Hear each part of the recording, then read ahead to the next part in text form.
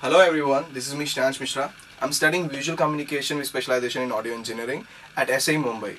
Well, today I've been given an opportunity to interview two great people, Mr. Kishore Banan, who is an ex-SI student and a fabulous teacher of audio engineering at SI Mumbai, and Mr. Ganesh G, who is an alumnus of SI Mumbai and currently a sound editor at Star Studios. So let's see how it goes. I'm really excited for the interview.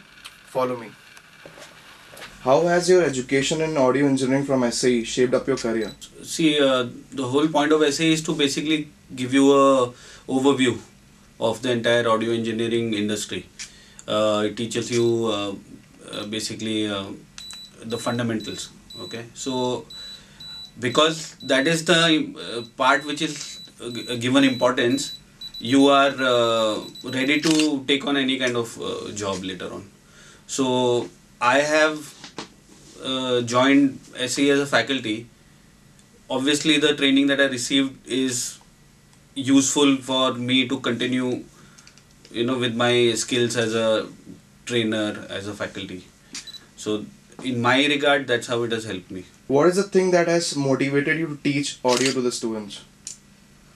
There are two reasons. One is I love audio. It's an very exciting field, especially the technology aspect of this industry is very exciting. And the second thing I discovered while being a student in SAE was that teaching was also a very exciting field. So by working as a faculty, I got to combine the two passions, which is passion for audio technology, production, along with being able to train and teach people who are interested in this thing. So it's a all round like a benefit. How important it is to have a formal education in sound engineering?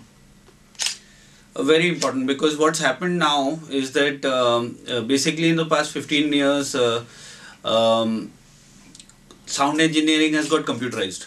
So there is a misconception among people that if they know computers, they can also do some kind of sound engineering using a computer, which is not true. Because what happens is you always need to know the technical fundamentals, which are rooted in physics, rooted in acoustics, in music. So getting a formal training is imperative. Secondly, what has happened is with the advent of computers in the field of audio, things have actually got more complicated, because within a computer environment many new things are possible. So a formal training really helps. It is the right thing to do. Does teaching help you polish up your own skills? Most definitely, because what happens is one drawback of working completely in the industry is that you might start moving away from certain theoretical and scientific principles which you might not encounter in your field of work at that particular time. With teaching, what happens is it's a constant revision. You keep updating yourself with the fundamentals plus anything new, anything groundbreaking that is coming in. So definitely teaching is a big help in terms of improving your skill set on the whole. How does it feel teaching in an institute which you are a part of a student? Obviously it feels great, but one more point which I want to mention is that it's actually cohesive, you can say, because what happens is when you're a student, you're on the other side, and when you're a faculty, you're on the opposite side. So being a student, you understand what you were expecting, what you would want as a interesting way of getting trained. And then once you become a faculty, you can try to deliver that, because you have understood the student psychology since you were all students also. What are the real challenges that you face while teaching? There are two challenges that you normally face. One is your knowledge base has to be quite extensive to be able to cater to students of different levels, because what happens is you might get absolute beginner, but you'll also get a student who has worked in the industry. So unless you have a quite a deep knowledge base, you might not be able to satisfy all of them. So you must develop that over time. That's one challenging aspect.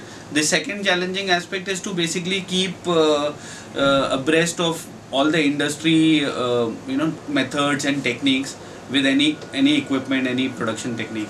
So that requires constant interaction with the industry to keep yourself updated that way also. How does it feel when your students make it large?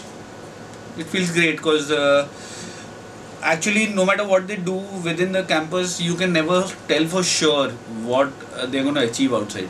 So only once you later see that they have achieved something substantial, then you feel good that they continued with their struggle and they persevered and they have now achieved some degree of success, and they are themselves satisfied with what they've done. Do you think there is any lack in the course structure to meet up the standards of film or television industry? There are other institutes which specifically cater to that market.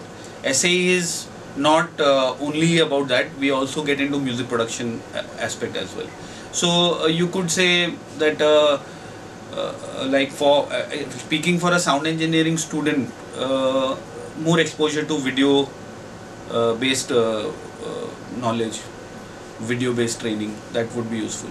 Can you tell us a little about the projects that you are doing apart from teaching? I mainly work in advertisement industry, in TVC industry. So there are different composers who compose jingles for all these advertisements. I work on a freelance basis with these composers. Can you map up the growth of SA in the past 10 years? Like, I've been seeing the infrastructure has been changing, the equipments have been changing. Basically, there are two major developments that have happened. One is quality of lecturing has improved substantially because teachers have gained experience over the years. That is one thing. Second thing is, in terms of infrastructure, we started off with a very rudimentary setup, which was not equipped with too many rooms, not equipped with well designed acoustics, but all that has slowly got updated, and now we have got state of the art facility. We can do surround projects. We are able to work on high-end setup like Icon, Pro Tools HD systems. So that's definitely a big plus. What is the message that you want to give to the upcoming audio engineers and programmers? My number one message is always get trained formally for minimum period of 1 year, and subsequent to that you can pursue any line of work that you enjoy. But formal training is essential. Without that, you may start off on the wrong foot. You may have a lot of holes in your knowledge base. So formal education is recommended. How much did a formal education in sound engineering from SA help you when you started working in the industry?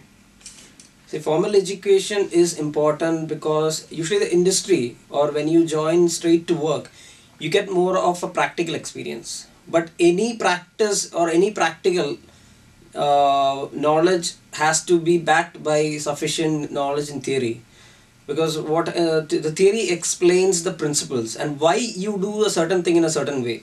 So understanding the basics and the fundamentals before you get into practical is very important. So that is the kind of training that you expect from an institute, actually, more than a practical training. What are the key tasks for an audio engineer? See, the audio engineering is actually a very generic term, actually, because if you go into the depths of it, the audio engineer is further classified when you work in the industry. It starts off with, it could be anything from a dubbing engineer, a Foley supervisor, so Foley recording engineer, to a sound editor, sound designer, supervising sound editor, a mix engineer, a music recording engineer, music mastering engineer, music mixing engineer. So the actually, when you go into the depths of it, it is very diverse. You know, there are a lot of other additional features when you that's probably things that you don't realize when you're studying. When you go out into the industry, and I think it's the same with all fields. You know, when you go into the depth of it, then you specialize into something. So there is no in generic particular role, but yes, if you're working as a music engineer, then your primary role is to set up the session for recording, to give the deliverables to the music director or whoever is your client. What are the real challenges that you face sometimes while working?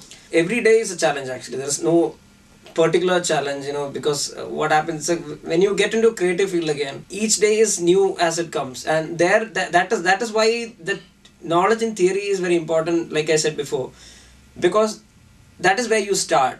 There is no set formula, you know, for this kind of work we have this approach, because you every day, you know, a movie or a new scene comes around, and that is something like a scene which never you worked on, so you have to have a new approach in that. So literally every day is new, and it all boils down to how you use your creativity and practical knowledge, the theory you studied and everything, how you put into practice then. Three different skills that a good audio engineer needs to have. Patience, patience, and patience. That's the most important, because what happens is you actually deal with a lot of people, lot of different temperament, lot of different people who are classified. I don't know whether classified is the right word, but at different stages of career, life, and a lot of things like that. So you can't deal with every person the same way. Whereas you never know what frame of mind they are also in a different frame of mind. So I think the most important thing should be patience and perseverance. Yes, you can't expect and to be a star and just go and make it. You have to work your way up. Then there is absolutely no shortcut. Like maybe any creative field is like that. But still. You work at Yash Raj. Yeah. What platforms do you prefer working on? I'm talking about the DAW. The DAW has to be Pro Tools, because Pro Tools is the industry standard. Even if you're working on a Nuendo, when you take it to a bigger studio for mix, they use Pro Tools. So ultimately, whether it is not that you're biased towards a DAW, it is you have to work. If you have to work collaborative with other members, then you have to have a common platform. And Pro Tools is the largest post-production DAW manufacturer, or so you need to have Pro Tools ultimately. Other than that, you might still work on anything, but ultimately you have to come to Pro Tools. What are your upcoming projects, and what were your projects that you really enjoyed working on? I've enjoyed working on all the projects actually. Especially I would say Chak De was very interesting. I worked on Chak De as a sound editor. Then Doom 2 I was very excited because it was my first project as sound editor. Then there was a movie which my first design was called Lahore. It was on kickboxing, which had a lot of freedom on that, a lot of time on that, and we did a lot of new things, like we had to record the body hits and things like that, so that was interesting. And then Aurangzeb is a project which I've just completed, which also had a lot of interesting work. How has your journey been till now after passing out from SA? I should say it's been steady because like I said, I started off learning first few months. Most of what you do is just observe how the seniors in the industry work, and I've been very fortunate to work with sound editors, sound designers like Ali Merchant and Harindra Dwarakwariar. A lot of they are very highly regarded in the industry, and that's given me an opportunity to observe them work and to learn a lot from them. So since then I think Dil Bole Hadippa was my first totally independent as a sound editor. So from then onwards, I've really enjoyed working, following principles, figuring out new stuff, exploring, and that's been the journey until now. It's been very interesting. Okay, some memorable SAE experience when you were here as a student? There are a lot of memorable experiences. One is the first thing that comes to my mind is the moment I was assigned the job of supervising the studio supervisor. That time I was not into the modules which I had to supervise actually. So that I think it was in December and I didn't go home. I stayed back at SAE, and that is the time I think the mastering setup came. So me, Jovi and Kishore, everybody sat together and wired the whole room, helping them out with cabling and stuff like that. And I figured out that is the time I figured out the O2R. The O2R was totally new to me because I hadn't reached that. And then I figured out Pro Tools so that I could help my senior batches with things. So that was very memorable moment, and it was very interesting actually. And then a lot of late night shifts. What message would you like to give to the upcoming audio engineers and programmers? See, the upcoming audio engineers and programmers, I would like to say that you have to keep up your passion, because the only reason why a student comes to learn audio is passion. Nobody comes it for any other reason. I think you might join a corporate job for different reasons other than passion, but audio is one field where I would say, or at least the people I have met, people I have I've seen who have made it in the industry, is because they are very, very passionate about their work, irrespective of whatever happens to them in the personal or whatever life, and So I would say that you should keep up your passion first, then try and learn as much as possible. Spend quality time in the studio. Whenever you get to play around with the new equipment or something, you utilize it to the full. That is what I have to tell them. Hello everyone. The interviews went really well. It was fun interacting with them. I feel privileged taking the interviews. The best thing about SA is it has some of the best faculties who are not just into teaching profession, but they're also simultaneously working in the industry. They are well updated, they are well learned, they give you a lot of exposure, they teach you everything in well depth. They not just only pay importance towards the theoretical aspect of the subject, but also towards the practical aspect of the subject. Well, I being a part of the Viscom batch would like to share a few things with you people. Like, it's a complete package for a person who would like to be in the film or television industry. We have been taught a lot many things like editing, cinematography, direction, TV production, radio broadcasting, photography, many things, audio engineering. We have a small team here. It's been 2 years till now. We've met a lot many people, nice people, talented people. We have a small team. We work together. We have been participating in many college fests, documentary festivals, short film festivals. For example, Mami. And the recent biggest highlight is that we are participating and we are shooting a documentary, which is a film funded by the people, by the Asian Expo, people from France. So we are looking forward to it, and hence there's a lot more to come.